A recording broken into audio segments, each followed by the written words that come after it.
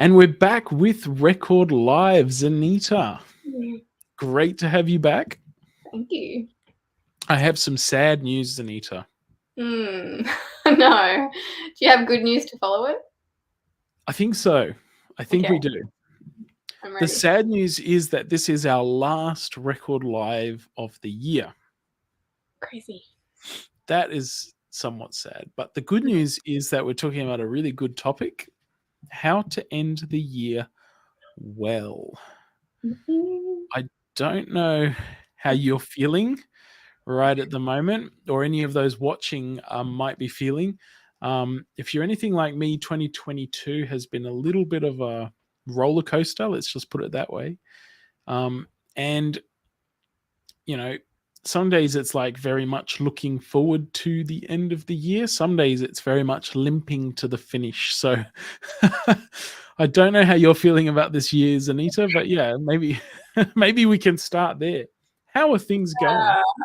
Yeah, I feel like the end of the year always carries this mad rush. You're trying to squeeze everything in before the holidays, and the holidays, even though they're like restful and exciting, they can still be kind of stressful. It's like you've got to organize Christmas, and you've got to organize your vacations, and you've got to organize gifts and family things, and so it's just like it just feels like a lot for the end of the year. But I think that's why we're talking about this topic today of like how to end the year well, because it's also a good opportunity to like reflect, but I don't think we get that time most of the time when we come to December to look back on the year. So I don't know, I'm excited for this conversation just to have like 30-40 minutes to do that.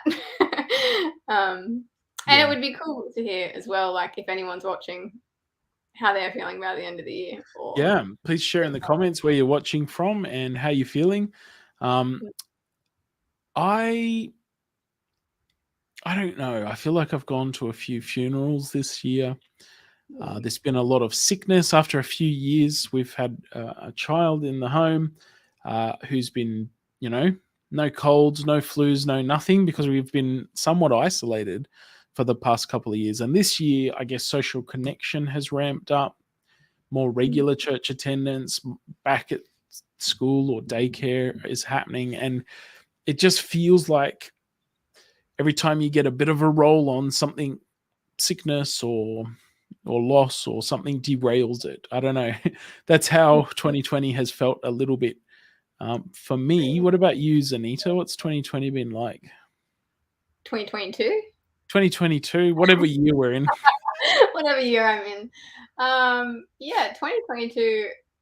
Oh, there's been a lot of change for me in 2022, I think. Like, for the most part, it's been good, and I feel like it's been quite healing for me.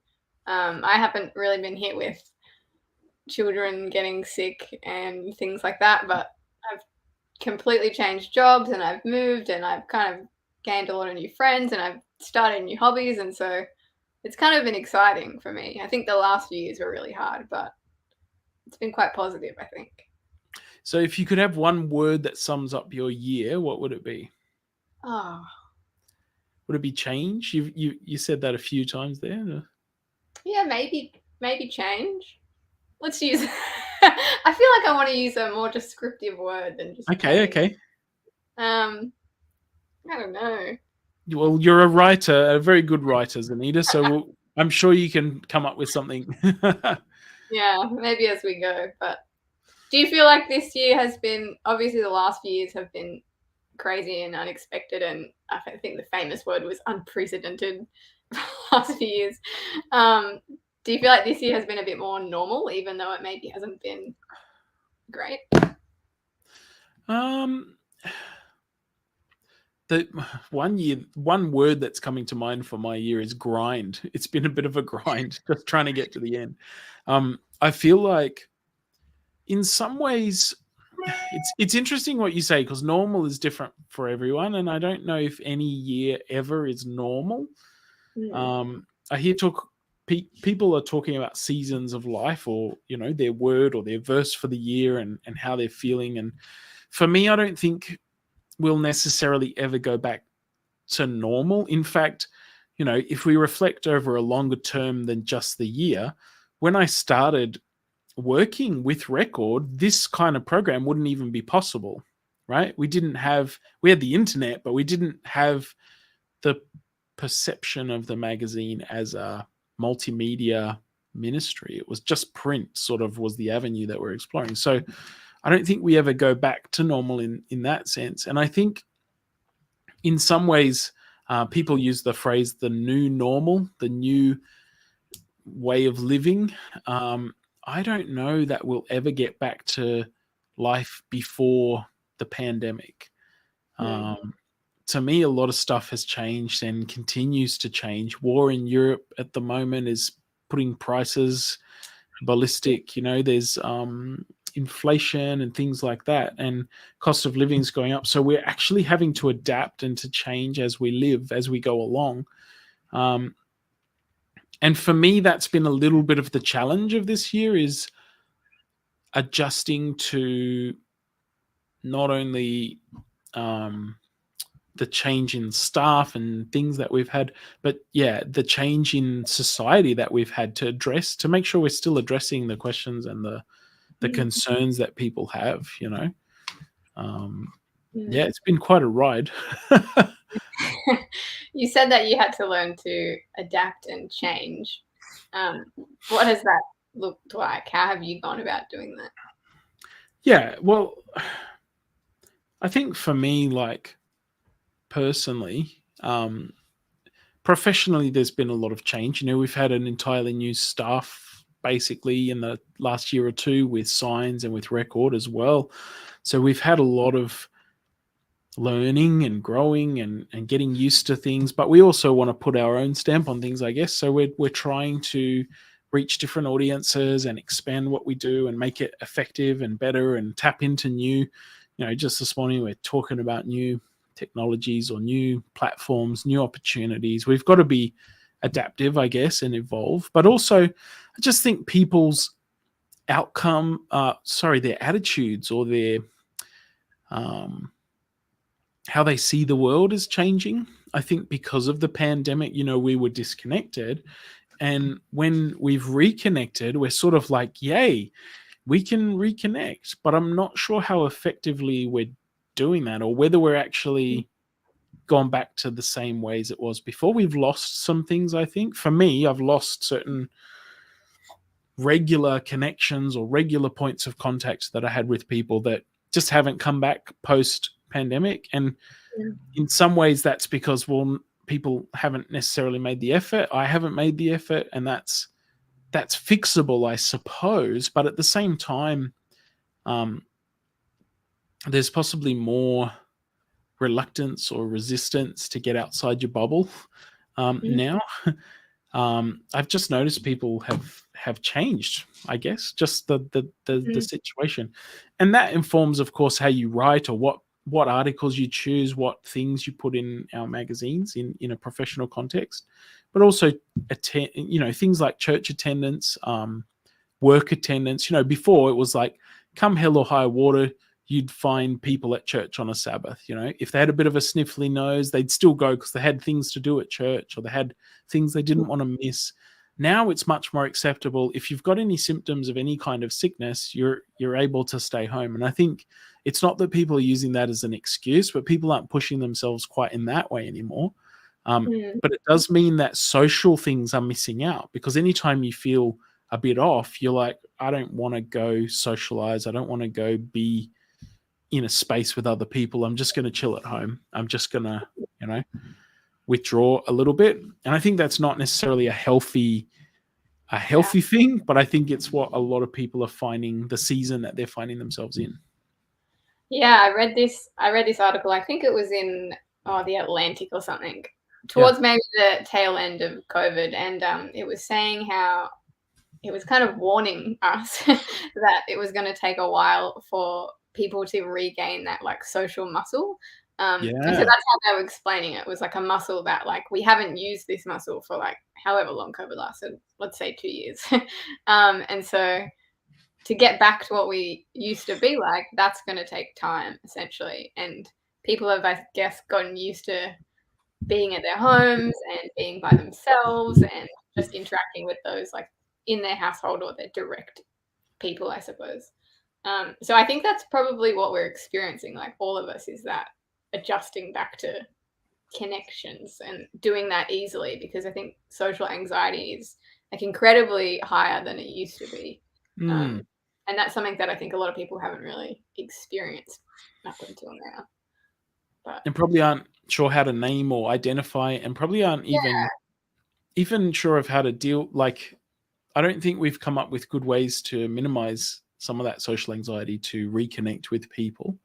I think we're mm, feeling it ourselves, and we don't feel particularly filled to pour into someone else. And I think that's hurt mission and offerings as well.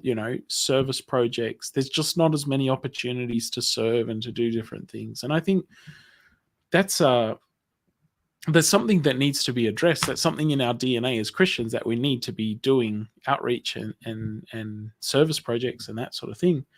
But I don't think we're as primed to do it. Everyone's got a bit of disaster fatigue. They're not as keen to jump on a cause or to do something good for someone else, because they're feeling a bit like they're the ones that need a bit of service or a bit of connection or a bit of help. And so I think that's really hard, because we've been through a season of like, right, we're locked down, there's crazy stuff happening in the world, let's grit our teeth and get through this. That's easy. I don't know how you feel, Zanita, but for myself, like, if the going's really tough, just sort of grit your teeth and get through it. I I can exist in that space, like I understand that, but the whole processing stuff after the difficult thing, after the threat or the danger has gone away, um,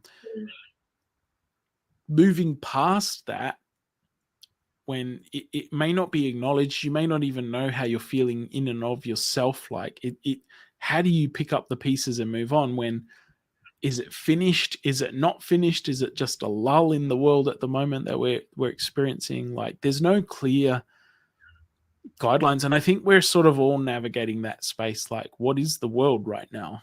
What does it mm, look like? How do we live in it? yeah.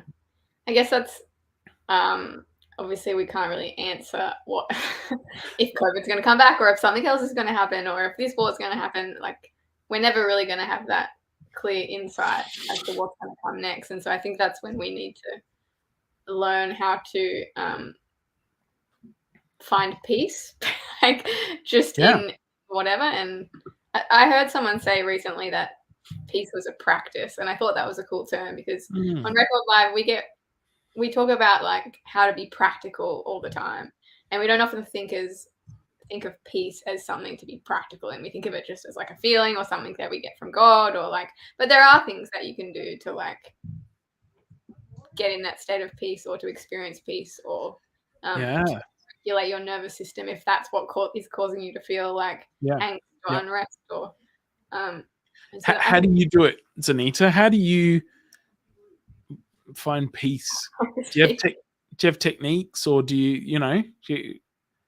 um I sit by the ocean and yeah. I nature is really helpful for me.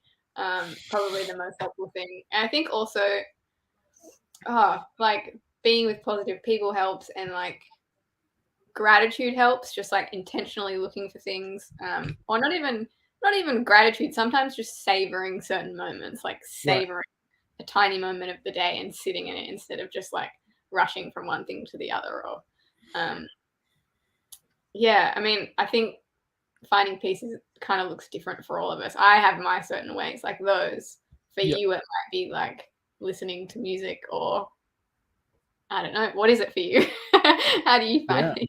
Well, just reflecting on the ocean, I don't get to the ocean too much. I live Yeah. in Western Sydney, so it's a bit of a hike. But on the weekend that I went away with my wife, finally recently, um, we went for some walks by the beach, and that was nice. But actually getting in the waves and jumping through the waves, and Mhm. just being in the ocean, for me, I don't know if it's a feeling of peace or a bit euphoric even. It's just, I love it. Just jumping through the waves, battling the current, just being in there and not even having to do anything too much. It's not surfing, it's not, swimming out, swimming back in. It's just feeling the waves and the wind and the salt, and I just feel, I remembered, because it's been quite a while since I've been able to jump in the ocean, how good that was. Do you know why that is? I can give you a science fact if you like. I'm sure there's a scientific reason. I'm happy to hear it. Go for it. So I learned this year actually. There's these things called negative ions. Have you heard of those? I have, yeah. Yeah, so negative ions, it's like when you're in an office, the ions in the room might be like plus 20 or 200 or whatever, because it's I guess to do with energy and particles. And then when you're near like rushing water, the negative ions are like minus 7,000 kind of thing. And so it actually affects you on like a cellular level. And so that's why whenever we're near like rushing water, like the ocean or a waterfall, we get this like feeling of euphoria. Wow, And so, that's cool. yeah. But I also felt the, I guess, nostalgia from, summer holidays. The ocean means summer holidays to me. Don't get to go to the beach much during the year, but we often would go up to the Gold Coast or something from Adelaide for our holidays. And it was like, that was the time you get to be in the water. And that's when you're on a break. That's when you're not thinking about school or work, or that's when you're just in the moment. And and you have to concentrate in Australian surf conditions. You've got to be a bit alert, and your body's, you're actually doing a lot of activity. It's exercise in some ways, but you just, I think it was really good for me. I'm like, I need to do this more often. I need to get out here and do this a bit. The other thing I've done a bit on and off at different times, not so much in the last couple of weeks per se, but and I think this has come up during the year on Record Live. But the Lord's Prayer, not the Lord's Prayer, the Shepherd's Prayer, like Psalm 23. Reflecting on Psalm 23 is really helpful. I find a lot of peace in that psalm, because there's struggle and there's the valley of the shadow of death and stuff. But it's also like, it starts with saying, the Lord is my shepherd, I shall not want. I don't have the needs. I have needs, but they're going to be taken care of. Everything's all right. So I often find myself praying through that prayer, that psalm, and adapting it to my current situation. Like, what is it that the Lord is providing that's like a still peaceful water for me? What is it that's my sustenance, the green pastures, the restoring my soul? What are those moments? And it helps me to reflect on that. And then what are the challenges and the difficulties, the shadow of death in my life that's creating challenge and that's creating, difficulty for me? The rod and the staff, they're there to comfort, to guide, to discipline, to help. So where is God actively working to push back the powers of darkness in my life? That psalm I've found very helpful in my personal journey. It's not a very Adventist thing to do liturgies or to pray the psalms necessarily, or to have these prayers. Some faiths, some denominations have these memorized prayers that they use in certain times like that, and we don't tend to do it much. We go with the vain repetitions verse, and we sort of avoid some of that. But I have found it very helpful. That particular psalm speaks to me. That particular verse is something I can draw on when I am feeling a bit flat or a bit deflated. That's something I can go to and like work through and think about what God's doing in my life at that point. I think the Psalms are great for that because they're so relatable in that sense. Like, there's every spectrum of emotion in the Psalms. Yeah. Yes. So, yeah, but even doing that, even reading them or praying them is like a practice, I suppose. It's like, it takes intentionality to like read that and to apply it to your life, or to listen to it, or Have you had certain challenges where you have particularly learned something that you're grateful for this year? Good question. Do you have any while I'm thinking? I just You're asking the question because you're. I literally just thought I should think about this before I asked you back. Yeah, you should have. have- Go ahead. If you've You want me got to- something, go ahead. Okay, so this is like a personal lesson I guess I've learned is that I think I went into this year being quite triggered by things. And Okay. so I was like, I found myself getting quite bitter towards a lot of people, but it wasn't because of anything they were doing. It was more so because of like wounds that I guess I hadn't healed properly or I hadn't like unpacked or explored. And so people would just be doing their normal lives and I would just get so angry all of a sudden. And then I started learning about this, like, I'm sure you know what projections are, right? Tell our viewers, because not everyone. Maybe I don't know what you mean by that. Well, I guess I started building up like resentment towards people based on nothing they had done. It was purely because of like my own stuff. And so I was You were projecting something onto them. Exactly. And so once I kind of learned about all that, like it just really helped me to like I guess stop my thoughts because I just started like telling myself all this stuff or projecting stuff that like wasn't true and that was bringing up all these like bad feelings towards people and was just making me bitter and resentful. And so I don't know, I guess like that wasn't a positive experience obviously at the beginning to be feeling that way, but like I learned a lot through learning about like projections and myself and like I think getting help on that because getting help isn't always fun or enjoyable. And like confronting certain issues you have about yourself also can be not enjoyable too. But when you come out the other side, it's a blessing because you're like, oh, everyone's actually great. And I think that's what I learned. That was probably hard to go through, but good in the end. For sure. And I get that. Like, and I think that's a really valid point to pause on for a second. You know, it's not something I've mentioned on Record Live either, but I've had some counseling myself recently. Not that recently, this year though, just to work through some stuff.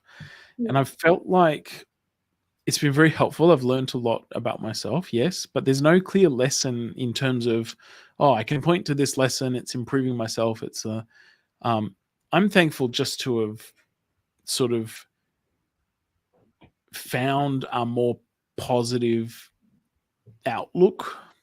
In other words, I'm more, I've achieved things this year that I can be proud of, but it wasn't necessarily that my mindset would allow me to be proud of those things because I was like stuck in a bit of limbo. I was sort of feeling a bit negative about a lot of stuff. And so I've managed to feel a bit more, not that all my problems have gone away, all the doubts and the questions, but the answer, which is God in my life, has become much clearer. Does that make sense? Yeah. The negative orientation I was having towards things and the grind, that I've mentioned, it felt like, oh, is this ever going to end? How do I navigate all these different spheres where there are challenges? It's actually like, well, there's no one clear lesson that I've learned, but I've grown stronger through the perseverance. I think, if there was a lesson, it's like you can stick things out, you can do it, but you don't have to do it by yourself. I think that's really important that you touched on. Like, you can get help. You should be speaking to friends. And I think friends, people you can trust, professionals, all of those places we can draw on, because we often feel like we have to do it all by ourselves. We did a whole series on mental health earlier in the year on this program, and that was helpful. But I don't think as Christians we reflect enough on the idea that it's okay to need help sometimes. We don't just have to read a verse, go for a walk, and feel better. We might need help externally. We might need support. And that's okay. It doesn't mean we've failed. It doesn't mean our faith is weak. It just means we're willing to do the work to grow through it. And I think that's really important. If anyone watches this is like, oh, I'm limping to the end of the year too, because of that. Hey, limp alongside someone else. well, that's it. Many of us are actually doing that, but we all look around and we go, "Oh, everyone else is like doing amazingly, and I'm just the one that's stuck in this spot." That the reality is far from that. We're probably all experiencing that to some extent, and it's not worth doing alone. And what I reflected on before was that a lot of people may be feeling that season after the pandemic, and yet how are they deciding to address it and to grow through it? Are they growing through it, or are they just allowing it to remain the same way? Because I tell you, if you don't do anything, if you don't reach out and connect with anyone, it just gets worse. You just feel more isolated. Things feel more negative because you're not engaging with any of the hurt or the challenges that you've got there.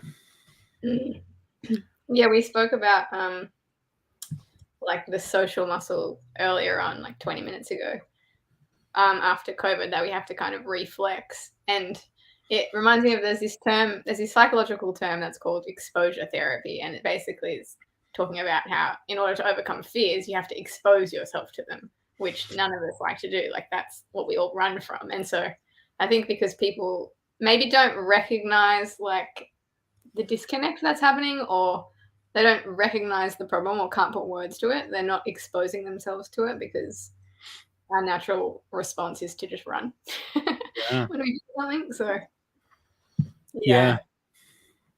Look, I think that's true. And yeah, I think like anything, if you don't use it, you lose it. One thing that's been like that for me this year that I've been really wrestling with is my fitness, just physical fitness. Like I felt really busy. I felt like I'm a fairly new dad. I want to be there for my family after work. So I don't want to go to the gym for 2 hours and, and so often it seems to be a pattern in my life. I'll put my own needs behind other people's sometimes. I'm not saying that as a proud thing. I'm saying that as I've realized that can be a problem because I can't give my full self to other people if I don't have anything left in my tank. Yeah. And I know physical fitness the health message that we have is important, and I need to be healthier. I need to be doing more in that space. But it's been really hard. It's been something I've known for certain, but haven't really been able to act on very easily. I haven't found, I've had little blips of attempts at getting back on the wagon, but it's been really a struggle. And so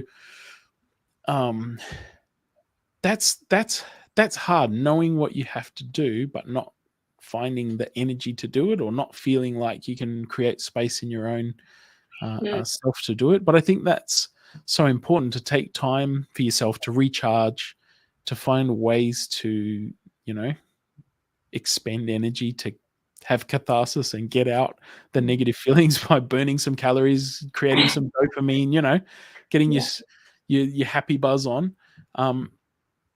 This is becoming a psychological podcast today, but like, I think that's really important. Like, and it's something I've struggled with this year as a real, specific challenge as well.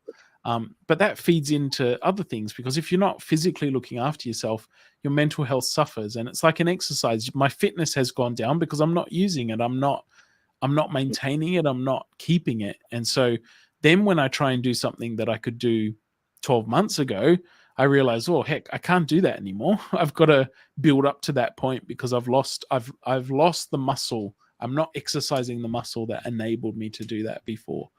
So now you've got to start again. And that can be hard for people as well. Really hard to start again. And the new year gives us that opportunity. We're talking about how to end well. And sometimes we want to do all sorts of great things next year. Like we're ready to reset. We have to be a little bit careful that we don't get our expectations too high and disappoint ourselves or feel like a failure.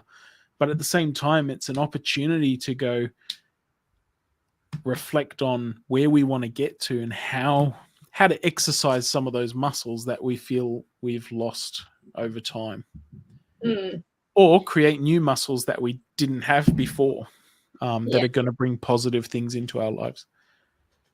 Yeah, I think the new year is really exciting, and I think some people look forward to it because they're like, "Oh, I can set this goal and that goal," and it's that whole idea of, "Well, why don't you just start now?" But because I think the funny thing is, I was reading about New Year's resolutions recently, and how about only 8% of people actually complete their resolutions, which is quite small, like 8% out of Wow. the 100% who set them, kind of thing. Yep. Um, Yep. and so I think that taking time to slow down and reflect on the year just gone is kind of a good buffer for like going into that next year and setting goals, because obviously we have things that like exercising, maybe we didn't do enough of it in a year, um, and so stopping to actually reflect and be like, okay, why didn't I, and what kind of went wrong this year, or what stopped me from doing that, or what limited for me from doing that, will help you Mm. when you do set goals to know like what's realistic and what's actually achievable. And yeah. I think also self-awareness, like understanding yourself a little bit, is also very helpful. I saw something, I think it was on Instagram, a video about the seasons and chapters in your life, and understanding a year or a part of your life that you're in as a certain kind of chapter or certain season. Um, I found it very helpful. Like it changed my mindset a little bit.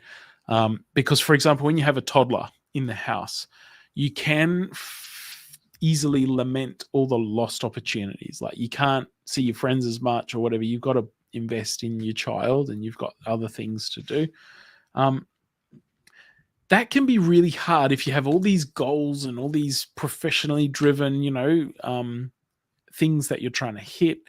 Um, Sometimes it's about reframing your own self-awareness of what season am I in my life. It's important for my child to get a lot of attention at this age, to be, um, not only kept alive, clothed, fed, warmth, all that, but to build a healthy child with a good outlook on life. It starts now, like their self-esteem, their values. You've got to start early. You can't just wait until they talk better or until they are at school, or let the school do it, let the church do it. You've got to, I guess, do that. And so that's helpful to me to understand right now. I maybe can't do all the stuff that I want to do, but I can do a lot of stuff that's really, really valuable in this season of my life. And at some point, I won't have small children anymore.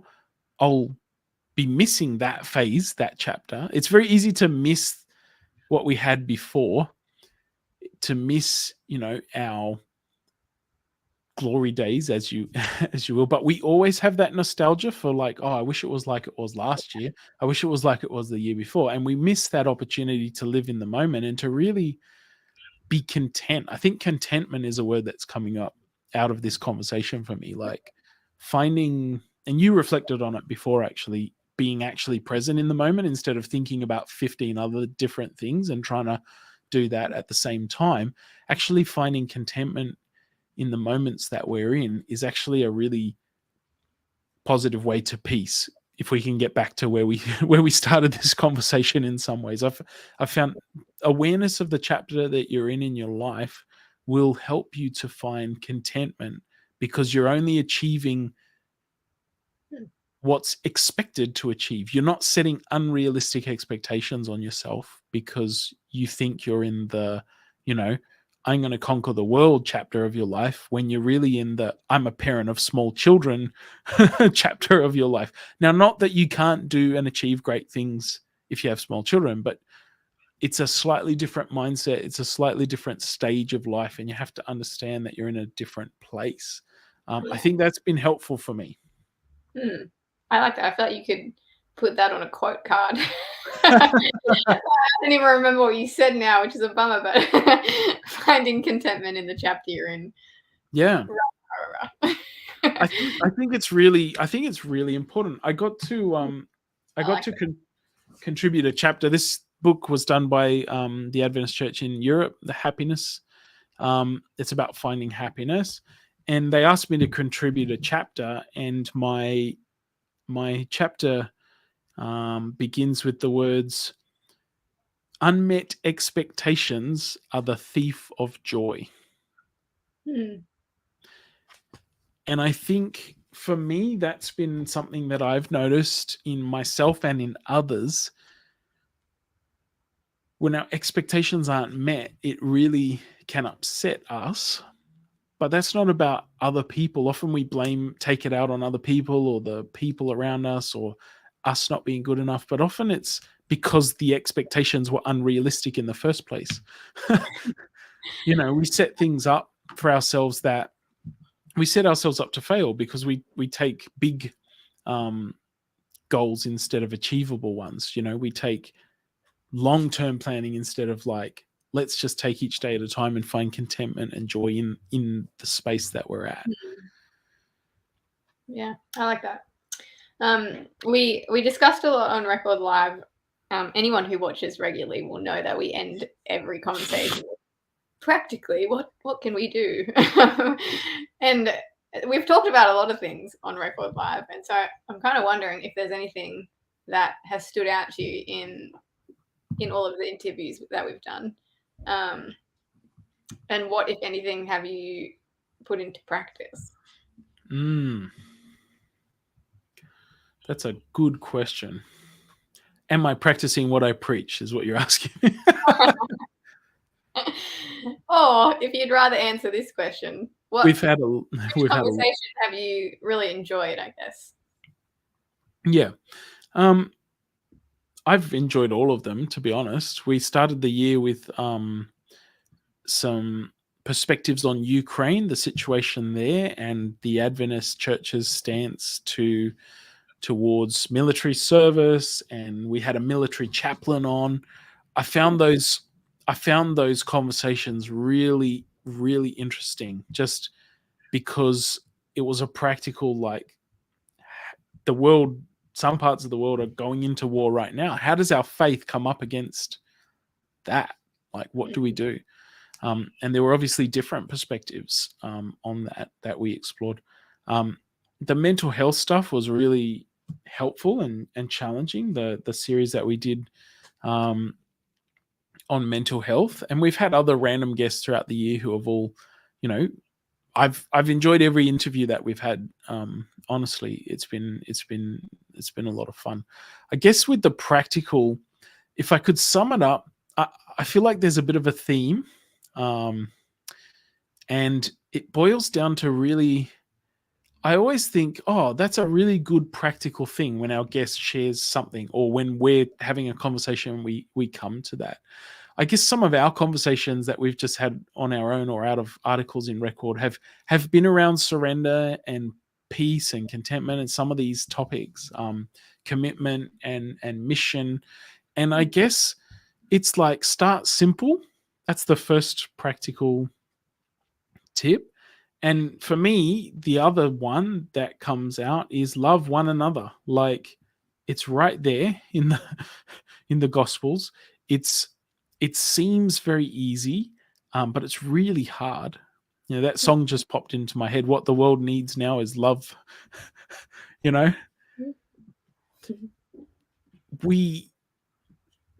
Love is a solution to a lot of this stuff. It's love for ourselves, love for others, love for God.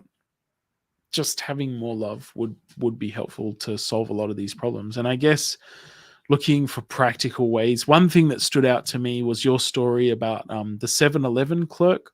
I'll always remember that. The science of dining, eating together.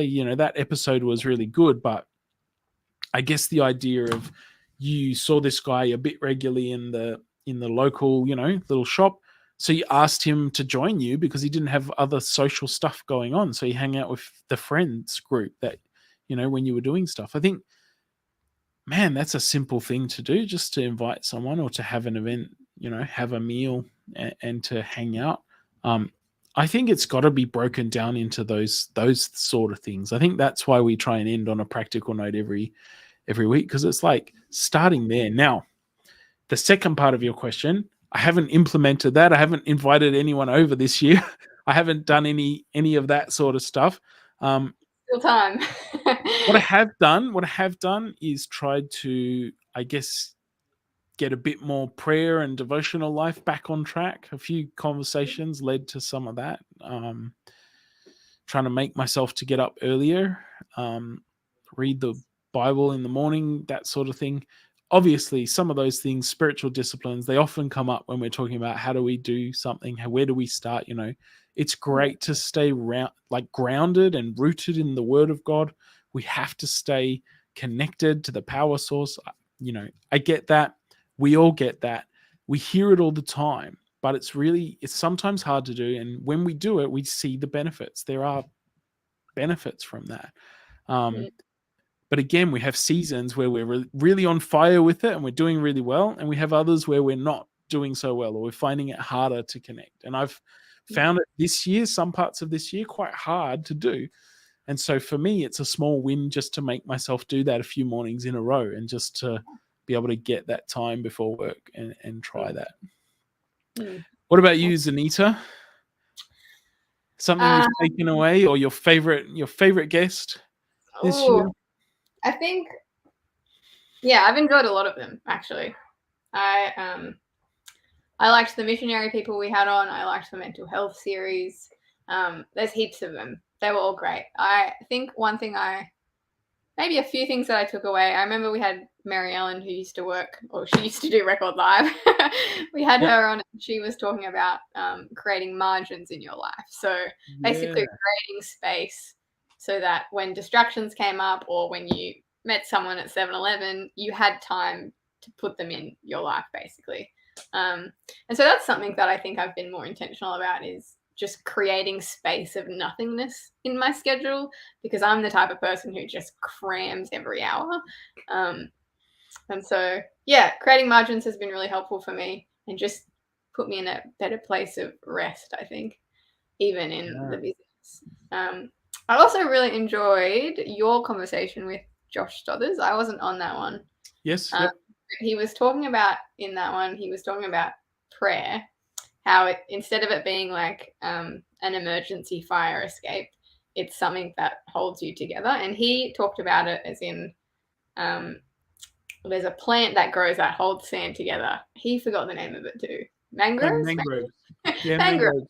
Yeah, and so he gave this cool analogy where the mangroves, they hold like the sand together, and sand is so lucid. So that's just kind of interesting. And he was saying that prayer is a similar thing. So I think just trying to like anchor myself in that a bit more, that is like a stronghold, then has been helpful too. But there's been heaps this year. I'm excited for next year to just have a whole new new people come on. But for sure. And might be a good time to plug, if you've missed any of our conversations this year, they're all on YouTube and on our Facebook, but might be a little bit harder to find on Facebook. I'm not sure if we've got them in a playlist there, but we'll have a look at that. But on YouTube as well, and you can go back and watch any of these topics if any of them have maybe got you interested and thinking about, hey, that could be something I could learn or be interested in. They're all there. Speaking of planning for next year, Zanita, I hate preempting anything just because we have to then follow through, and it's good to not. But we're hoping to do an audio version of this show so that we can also be on podcasting platforms. So we're already doing really great interviews, having really great conversations, and we'd really love to share that with different audiences, with a wider audience. So if you're someone who listens to podcasts, or the time of day we play these is a little bit inconvenient for you to watch, we're hoping that we will have other platforms for you to enjoy these conversations on next year. So that's exciting. To me, that's like, yes, something to look forward to. It's a bit of work on our end, converting some of these conversations across, but we think it's going to be of value to a wider range of people. So we're really excited to see what that brings us in 2023. Yeah, they won't get to see us, but they'll still get to hear us. And also, I guess on that note, I've got a face for radio, that's fine. If anyone would like topics or interviews about particular things, we'd love to hear what kind of things you guys are enjoying, or what you would like to hear more of as well. So send them through anytime. Yeah. Got a great comment. Thank you for watching today, Fiona. She's been interacting with us and engaging. We've seen your comments there in the chat. So simple and so powerful how important the Word of God is in staying connected to our Lord through prayer and talking, but most importantly, listening to what the Lord wants to share with us. That's a really a great summary of what we've just been talking about in some ways. But yeah, it's definitely should be high on our list is connecting with the Lord next year. Not next year, as you said. Why not start now? Why not start today? Yeah. Well, to land the plane, Jared, can I ask you a quick fire question? Go for it. I'll try and give you an answer. How are you going to end your year well? Ooh, okay. Well, I'm having a baby. Not me personally. My wife is having a baby. Due on Boxing Day. So I think the end of the year is going to be a bit blurry, a bit frenetic. We don't know if that will be, early next year even. It'll be pushed back or even earlier than Boxing Day. So the year end will be hopefully in a little bubble, seeing some family and just being at home with, it'll be 2 children at that point, and just trying to enjoy the moment. As you said, this is probably going to be our last child. That's the plan, potentially. So we've got to enjoy this because we enjoyed it the first time because it was a miracle and it was wondrous and it was unexpected and it was something we'd been longing for. But this one we can't take for granted because this one is just as much of a miracle. You know, God's just as gracious and amazing, and each moment is precious because it goes by. When I try and remember my daughter now as a newborn, it's like very hazy. It's a long time ago. 2 years has flown by in the bubble of COVID and all the rest. So I think taking that be in the moment tip into this next season, the next few weeks, it's going to be getting stuff done for the end of the year, preparing to work well and go to the next level in ministry in terms of Record and Signs of the Times magazine. And those things are important. But for me, I'm going to end the year well by taking some time away, having a bit of a break, spending time 100% focused on my little family and making sure that we find a sense of rhythm, a sense of connectedness and just enjoy the firsts or the lasts that we get to experience in the next few months. That's the plan. So how about you, Zanita? I'm certainly not having a child, so it'll be a bit different, but I actually love the end of the year to reflect. So this conversation has been good. So I love doing that and I love making space for that. I am also going to be just doing some hiking over the Christmas, New Year's period, which is a sort of a new tradition for me. I just find it's a good way to end the year and then start another just out on a hiking trip. So I'm going to be doing a bit of that and that'll just be a good reset for me. So that is how I'm planning to end the year well. That's great. It has so many fitness benefits. It's got mental health benefits. As you said, it's time carve out with reflection and that sort of thing. So, yeah, really, I hope you enjoy. Thank you. And we'll see everyone back next year. We will. 2023. We will. I know. It's crazy how fast this year has gone. But hey, for anyone who's watched Record Live this year, or if this is your first time even joining us, thank you so much for your support. It's great to hang out. It's great for your comments and your questions and all the interaction that we've had. On to bigger and better things next year. But we will hope that you'll join us again then. Awesome.